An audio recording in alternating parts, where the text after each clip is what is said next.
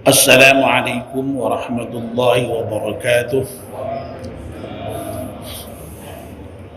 Bismillahirrahmanirrahim. Alhamdulillahi rabbil alamin. Wassalatu wassalamu ala asyrafil mursalin Sayyidina wa maulana Muhammad wa ala alihi wa sahbihi ajma'in. Amma ba'd. Ibu-ibu, bapak-bapak dan saudara-saudara sekalian, jamaah salat maghrib Masjid At-Taqwa yang insyaallah dimuliakan dan dirahmati Allah Subhanahu wa taala. Alhamdulillah, kita panjatkan syukur pada Allah Subhanahu wa taala yang pada malam hari ini atas limpahan rahmat dan nikmatnya kita semua bisa hadir di masjid salat maghrib berjamaah, dan sekarang kita melanjutkannya dengan melakukan kajian ba'da maghrib. Kita mohon pada Allah Subhanahu wa taala semoga seluruh rangkaian ibadah kita di malam hari ini diterima oleh Allah Subhanahu wa taala. Amin ya rabbal alamin. Mari kita mulai kajian kita dengan berdoa bersama-sama. Bismillahirrahmanirrahim. Asyhadu an la ilaha illallah wa asyhadu anna Muhammadar Rasulullah. Raditu billahi rabba wa bil islami dina wa bi Muhammadin nabiyya wa rasulah. Rabbi zidni ilman nafi'a warzuqni fahman wa hukma wa alhiqni bis salihin. Amin. Mohon bacaan surat Al-Fatihah sekali untuk pengarang kitab Nashahul Ibad. Semoga kitab yang kita baca ini bermanfaat untuk kita semuanya. Ala diniyah al-Fatihah. A'udzu billahi minasyaitonir rajim. Bismillahirrahmanirrahim. Alhamdulillahi rabbil alamin. Arrahmanir rahim. Maliki yaumiddin. Iyyaka na'budu wa iyyaka nasta'in. Ihdinas siratal mustaqim. Siratal ladzina an'amta 'alaihim ghairil maghdubi 'alaihim waladdallin. Amin. Bapak dan Ibu, sebelum pengajian kita mulai, mohon doa untuk almarhum Bapak Sularyadi bin Masrur, kakak kandung dari Ibu Martiatun, istri Pak Agus Suprayitno RT 03 yang baru saja wafat. Semoga Pak Sularyadi wafat dalam keadaan husnul khatimah, diampunkan dosanya oleh Allah Subhanahu wa taala dan diterima amal baiknya. Ala hadiniyah al-Fatihah. A'udzu billahi minasyaitonir rajim. Bismillahirrahmanirrahim. Alhamdulillahi rabbil alamin. Arrahmanir rahim. Maliki yaumiddin. Iyyaka na'budu wa iyyaka nasta'in. Ihdinas siratal mustaqim. صراط الذين أنعمت عليهم غير المغضوب عليهم ولا الضالين. Amin. Bapak dan Ibu-ibu, kita masih melanjutkan kajian kita kitab Nashahul Ibad. Yang terakhir kita sudah membicarakan makalah yang ke-54 yang menyatakan bahwa al-ibadatu hirfatun wa hanutuha al-khalwah wa ra'su maliha at-taqwa wa ribhuha al-jannah. Ibadah itu merupakan pekerjaan yang tokonya adalah bersepi-sepi bersama Allah,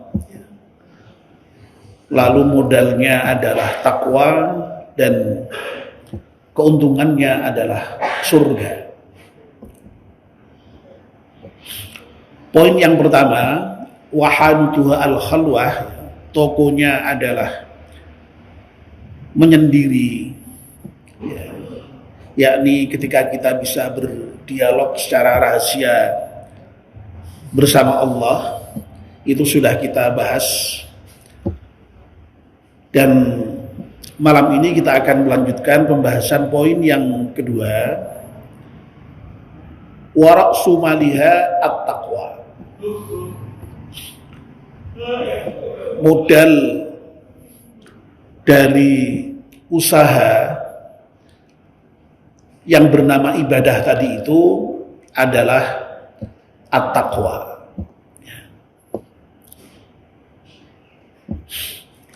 Jadi saya ingatkan kembali ya.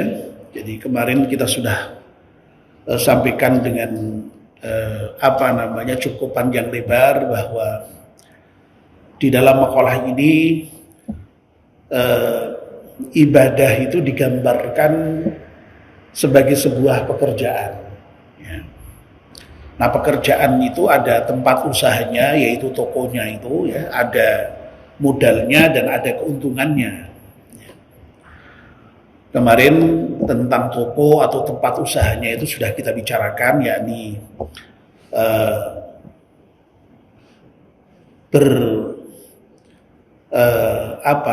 sepi-sepi ya, al-khalwah itu bersepi-sepi ya, menyendiri ya, berdialog secara rahasia dengan Allah Subhanahu wa taala ya. Nah, yang kedua modalnya itu adalah takwa.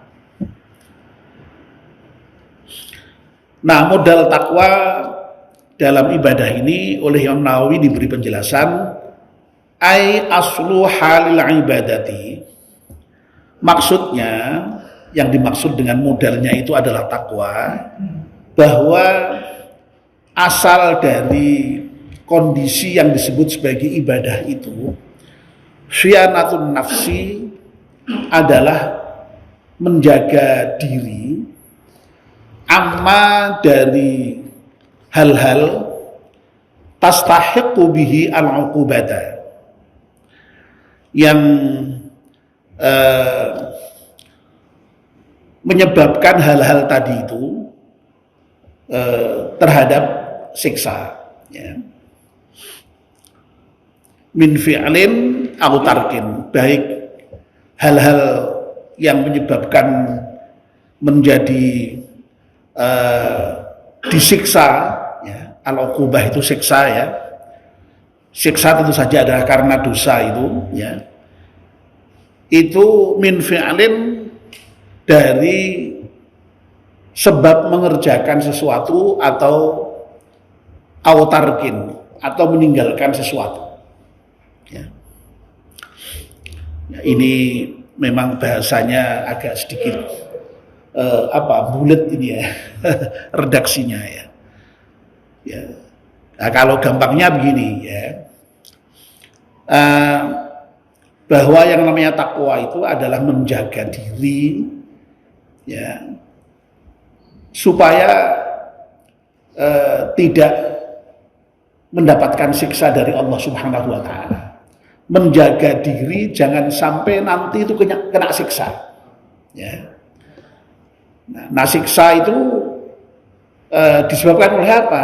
Disebabkan oleh bisa karena mengerjakan sesuatu atau meninggalkan sesuatu ya. Ya. Mengerjakan sesuatu itu maksudnya mengerjakan hal yang dilarang ya. Jadi hal yang dilarang kok dikerjakan, kan dosa. Nah, kalau dosa akibatnya ya disiksa ya. Nah, meninggalkan sesuatu itu juga dosa. Karena dosa maka kemudian juga mengakibatkan disiksa. Seperti meninggalkan sholat, meninggalkan puasa, ya, meninggalkan zakat dan seterusnya. Ya. Jadi itu penjelasan singkatnya. Ya. Jadi sekali lagi intinya takwa itu ya, yang memang dari sisi kebahasaan itu artinya menjaga diri memang ya. Ya. Maka kalau ada ayat Al-Quran yang menyatakan qu anfusakum wa ahlikum naro, itu ya jagalah dirimu dan keluargamu dari siksa neraka ya. Berasal dari kata kerja waqayati wiqayah ya, yang fi'il amarnya itu qi, ya, kalau jamaknya ku, ya, itu memang ya secara harfiah artinya menjaga diri, ya, tadi ya, syianatun nafs tadi itu. Menjaga diri supaya apa? Supaya jangan sampai kena siksa. Ya, itu takwa. Ya. Nah, yang menyebabkan siksa itu sekali lagi karena adanya dosa pada diri kita, dan dosa itu sekali lagi bisa berasal dari dua kemungkinan. Yang pertama itu karena mengerjakan hal-hal yang dilarang, dan yang kedua meninggalkan hal-hal yang diperintahkan. Itu berakibat dosa. Nah, kalau sudah dosa, kalau dosa itu kemudian tidak sempat dimohonkan ampun kepada Allah, ya ujungnya nanti di akhirat kena azab dari Allah Subhanahu wa taala, kena ukubah, ya, dari Allah Subhanahu wa taala. Bapak dan Ibu-ibu, ya, dari situlah maka kemudian yang namanya takwa itu sering kemudian didefinisikan dengan sangat sangat populer, ya, dengan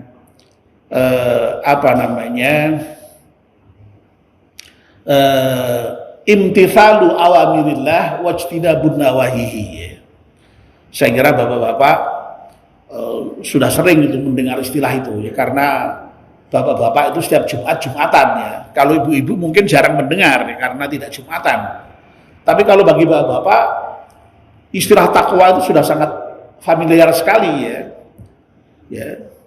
Kalau toh dalam bahasa Arabnya lupa, ya. Meskipun sudah sering mendengar, tapi dalam bahasa Indonesianya pasti apal itu. Imtithalu amrillah itu maksudnya apa? Mengerjakan apa yang diperintahkan oleh Allah, wajtinabun nawahihi, dan menjauhi larangan-larangan Allah Subhanahu wa taala. Ya. Jadi makanya kalau orang bisa menjauhi larangan dan mengerjakan perintah, itu takwa namanya. Dan orang yang bertakwa balasannya surga. Tapi kalau orang kok malah sebaliknya, ya, yang dilarang malah dikerjakan, ya, fi'lin, yang dilarang malah yang diperintah malah ditinggalkan, ya, tarkin, ya. Nah, itu ya akibatnya tadi itu, ya, dosa yang kemudian berujung pada siksa tadi. Oleh karena itu, ya, memang bagi kita sebagai seorang muslim itu harus betul-betul tahu, ya, dalam hidup kita ini mana yang dilarang, mana yang diperintahkan, ya. Lalu kemudian kita betul-betul kemudian bisa tadi itu, yang diperintah ya dikerjakan, yang dilarang ditinggalkan. Itu bertakwa itu, ya. Ya. Karena sebenarnya inti agama itu ya dua itu saja, ya.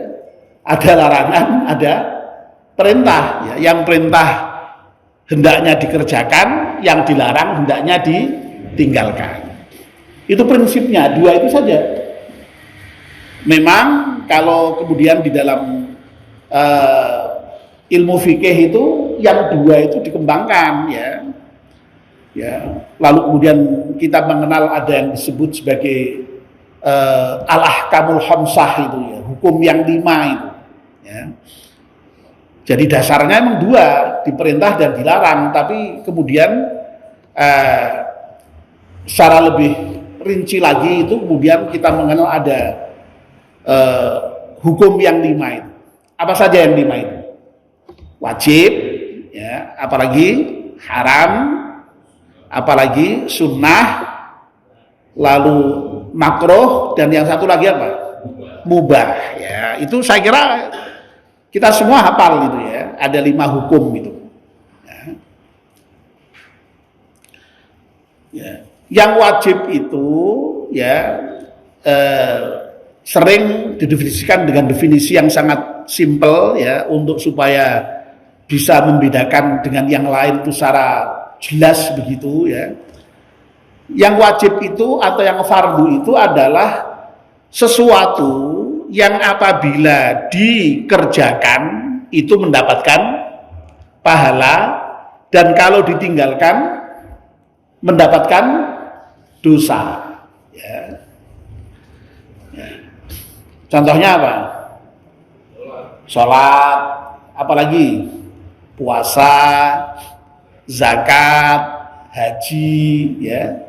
Itu adalah merupakan contoh-contoh dari apa yang disebut sebagai hal yang fardu atau yang wajib itu. Ya. Yang fardu atau yang wajib ini ya tadi itu ya merupakan hal-hal yang tidak boleh tidak harus dikerjakan. Ya. Ya, jadi tidak boleh tidak harus dikerjakan. Kalau ditinggalkan berakibat dosa. Ya. Kalau dikerjakan mendapatkan pahala. Ya. Nah wajib ini biasanya kemudian lalu masih diperinci lagi ya.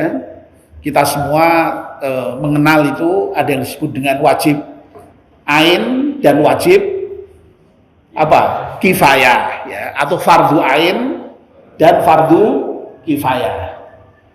Kalau fardu ain itu adalah kewajiban yang sifatnya berlaku secara individual. Ya. Ya, seperti sholat ini. Sholat ini fardu ain ya. Wajib yang sifatnya individual. Artinya apa? Setiap orang yang mengaku muslim itu berarti wajib sholat. Termasuk apa? Puasa, termasuk zakat, haji, itu fardu ain. Ya. Jadi kalau sampai kita kok tidak sholat, dosa kita. Ya. Tidak puasa, dosa kita. Tidak haji, kalau kita mampu, dosa kita. Ya. Nah, begitu. Nah kalau fardu kifayah itu fardu atau wajib yang sifatnya komunal. Komunal itu ya kemasyarakatan. Ya. Artinya apa? Kalau sudah ada sebagian di antara kita sebagai anggota masyarakat itu melakukan, maka kewajiban kita gugur. Ya. Karena sudah ada yang melakukan. Ya. Apa contohnya yang paling populer?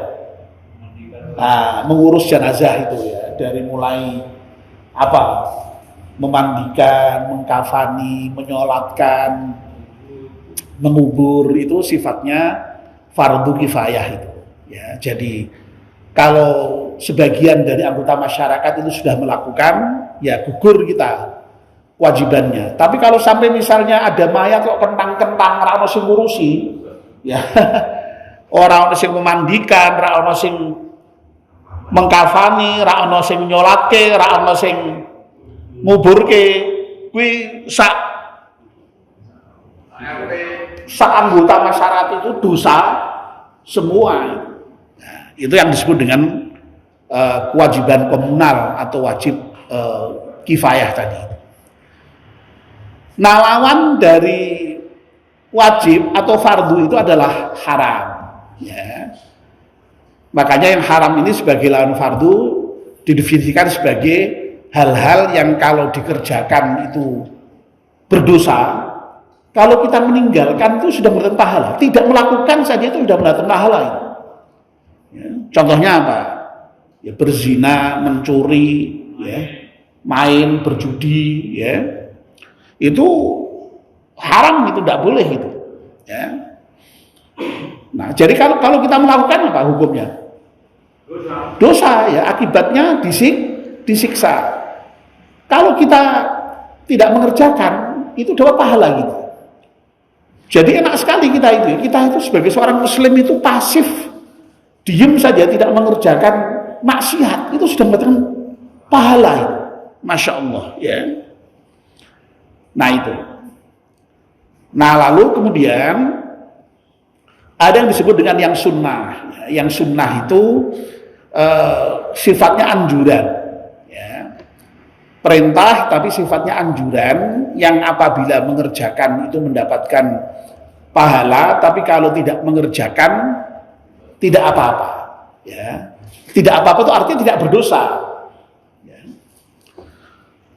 Nah, definisi ini sebenarnya ya tidak ada yang salah dari segi definisi. Wong itu dalam rangka untuk betul-betul supaya ada penjelasan yang betul-betul clear ya, bisa membedakan antara yang sunnah dengan yang wajib tadi itu. Kalau yang wajib mengerjakan pahala, meninggalkan dosa. Kalau yang sunnah mengerjakan pahala, tidak mengerjakan tidak apa-apa, tidak berdosa. Ya. Nah, karena kita itu tekanannya itu lalu pada kalau mengerjakan tidak apa-apa itu ya, lalu kemudian kita itu sok gampang ke yang sunnah-sunnah ini. Padahal bukan berarti kalau yang sunnah itu kalau udah penting sekali. Wong kalau mengerjakan dapat pahala kok. Ya. Ya. Nah, sehingga terkait dengan yang sunnah ini kalau bisa pemahaman kita itu tekanannya pada bukan kalau tidak mengerjakan tidak apa-apa ya, tapi kalau mengerjakan mendapatkan pahala. Sehingga dengan begitu kita lalu apa? Kita mengerjakan karena apa? Kita ingin mendapatkan pahala. Jangan kok sekedar tidak apa-apa. Nah, kalau tidak apa-apa kan tidak mendapatkan apa-apa. Nah, begitu ya. Jadi orang seringkali salah orientasi ya. Jadi titik beratnya pada tidak apa-apanya sehingga tidak mengerjakan apa-apa. Padahal kalau seandainya kalau kita mengerjakan mendapatkan fadilah begini orang pasti akan tertarik itu. Ya. Ya. Dan ibadah-ibadah yang sunnah itu masya Allah ya, itu luar biasa pahalanya itu. Ya. Sampai-sampai dalam hadits qudsi itu orang yang kemudian bisa disebut sebagai kekasih Allah ya, walinya Allah itu ya karena secara terus-menerus dia melakukan di samping yang wajib juga yang sunnah-sunnah itu. Sehingga lalu orang yang mengerjakan yang wajib dengan ditambah yang sunnah-sunnah itulah yang kemudian bisa mendekatkan diri seorang dengan Allah dengan sedekat-dekatnya itu. Ya.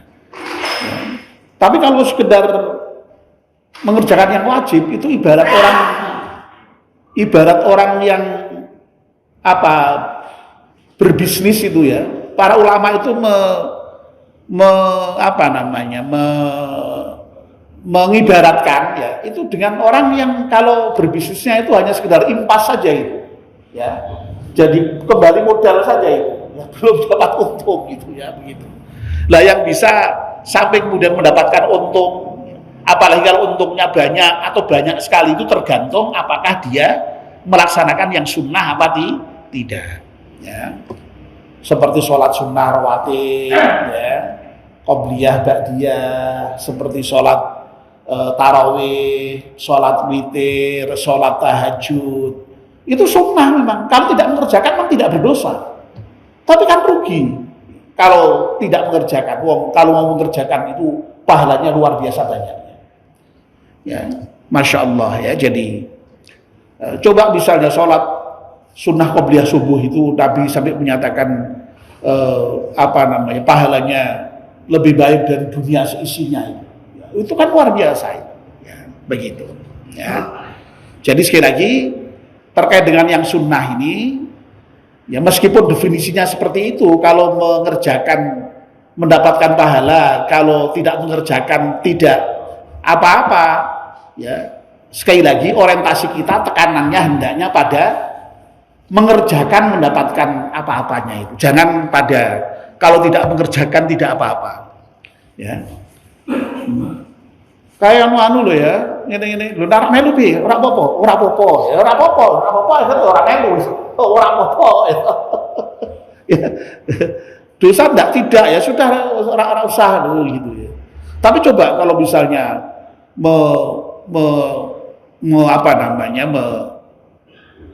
melakukan ya, pahalanya luar biasa. Nah, lawan dari sunnah itu adalah makruh ya. Makruh itu didefinisikan sebagai kalau ditinggalkan tidak apa-apa. Sebaliknya, kalau ditinggalkan mendapatkan pahala, kalau dikerjakan tidak apa-apa ya, itu ya. Ya ini. Ya. Ya, kebalikan dari sunnah. Ya. Nah lalu orang juga itu ya kadang-kadang sok mengerjakan yang makruh itu apa? Karena ya tidak apa-apa tadi itu. Oh mengerjakan juga tidak apa, tidak dosa aja kok. Ya. Akhirnya dikerjakan. Padahal makruh itu coba secara kebahasaan itu artinya apa? Dibenci. Jadi dibenci. Berarti kalau dibenci kan tidak baik mestinya itu. Ya. Ya. Apalagi kalau kita kaitkan dengan pengertian yang tidak fikhiyah ya. Jadi kalau pengertian fikhiyah, pengertian menurut fikih makruh itu memang dijadikan sebagai kalau dikerjakan tidak apa-apa, kalau ditinggalkan berpahala ya. Tapi dalam banyak hal ya, atau setidaknya dalam hal tertentu makruh itu juga malah ya setingkat haram atau bahkan lebih tinggi dari haram malahan. Ya, misalnya coba bayangkan ada ayat yang menyatakan wa karraha alaikumul kufra wal fusuqa wal isyan. Ya, itu yang digunakan itu kata-kata karraha. Karraha itu ya makruh. Jadi Allah itu membenci orang-orang yang kufur, orang yang nifak, lalu orang yang maksiat. Ya. Nah, makruh dalam pengertian itu malah justru sampai pada level haram, bahkan di atas haram itu wong kufur, fusuk dan maksiat itu kan dilarang. Ya, jadi sekali lagi kalau pengertian fikihnya memang seperti itu. Intinya apa? Intinya memang sebaiknya yang makruh itu ditinggalkan. Ya, yang makruh ditinggalkan. Nah lalu yang kelima yang saya kira kita sudah semuanya tahu adalah yang mubah itu. Mubah itu boleh, ya, boleh itu dikerjakan ya boleh, ditinggalkan ya boleh, ya. Tidak berefek dosa, tidak berefek pahala. Tapi ingat, ya dalam Islam itu sebenarnya tidak ada hal yang netral, ya. Artinya apa? Yang mubah ini kemudian ternyata juga bisa berubah, ya, menjadi yang haram atau yang kemudian berpahala, ya, yang berdosa dan yang berpahala. Nah tergantung apa? Tergantung niatnya. Ya. Makan itu boleh, mubah, boleh makan, boleh tidak. Tapi dalam kondisi tertentu makan itu bisa menjadi berpahala, bisa beribadah. Tapi makan itu juga bisa menjadi maksiat, tergantung niatnya. Ya. Kalau kita makan makanan yang halal, yang thayyib, lalu dalam diri kita niatkan saya makan ya untuk supaya nanti saya bisa kuat di dalam beribadah kepada Allah ya, karena ibadah itu butuh energi. Lu makan di situ menjadi apa? Berpahala. Tapi kalau niatnya kok wah ini saya tak makan yang banyak ya, nanti malam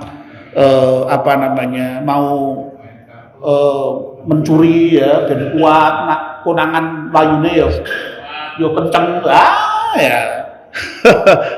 Dosa ya begitu. Jadi sekali lagi yang mubah itu bisa berubah menjadi maksiat, bisa berubah menjadi taat. Ya, bisa dilarang, bisa disuruh ya begitu. Ya, sehingga disinilah maka pentingnya niat itu. Niat itu sangat penting. Itu bisa mengubah hal-hal yang kelihatannya mubah itu bisa menjadi ibadah. Nah intinya Bapak dan Ibu-ibu ya itulah ya yang disebut dengan takwa itu, yakni ketika kita bisa menjalankan yang diperintahkan Allah dan menjauhi yang dilarang oleh Allah. Ya, itulah modal ibadah itu. Ya, kalau orang itu kok kemudian bisa melaksanakan perintah Allah dan menjauhi larangan Allah, itu berarti dia sudah bertakwa. Ya, dia berarti sudah menjaga dirinya dari siksa neraka. Dan menjaga diri dari siksa neraka baik untuk diri kita sendiri maupun untuk keluarga kita itu hukumnya wajib, ya. Berdasarkan ayat qu anfusakum wa ahlikum nar. Jagalah dirimu, juga jagalah keluargamu dari siksa api neraka. Makanya kita itu di samping baik ya untuk diri kita sendiri, ya itu jangan lupa ya keluarga kita juga baik, ya, tetangga kita juga kalau bisa baik, masyarakat kita juga baik, dan itu memang harus direkayasa, harus dibentuk, ya. Nah, di antara media membentuk agar supaya masyarakat menjadi baik itu ya masjid ini memang. Masjid inilah menjadi tempat kita untuk bersama-sama ya untuk menjadikan diri kita ini baik secara individu maupun secara kemasyarakatan. Dan kalau individu itu baik, lalu keluarga itu baik, ya, lalu sa-RT juga baik, sa-RW juga baik. Nah, kalau semuanya itu begitu semua, ya, maka kemudian ya akan baik semuanya. Ya. Makanya ya tidak salah itu kalau siapa itu dulu ya Agim ya yang punya semboyan dari 3M itu dia. Mulailah dari diri sendiri, mulailah dari yang kecil, dan mulailah dari sekarang gitu. Ya, jadi makanya Al-Quran luar biasa itu perintahnya, qu anfusakum, ya, jagalah dirimu, wa ahlikum, dan juga keluargamu, naro dari siksa neraka itu. Ya, nah, mudah-mudahan kita ini punya modal yang disebut dengan takwa ini, menjaga diri dari siksa neraka itu, dan itu sekali lagi adalah modal ibadah kita kepada Allah Subhanahu wa taala. Ya, amin ya rabbal alamin. Mari kita akhiri kuliah ba'da maghrib kita ini dengan bersama-sama berdoa. Bismillahirrahmanirrahim. Wal 'ashri innal insana lafi khusrin illa alladziina aamanu wa 'amilus shalihati wa tawassaw bil haqqi wa tawassaw bis sabr. Subhanakallahumma wa bihamdika asyhadu an la ilaha illa anta astaghfiruka wa atubu ilaik. Wassalamualaikum warahmatullahi wabarakatuh.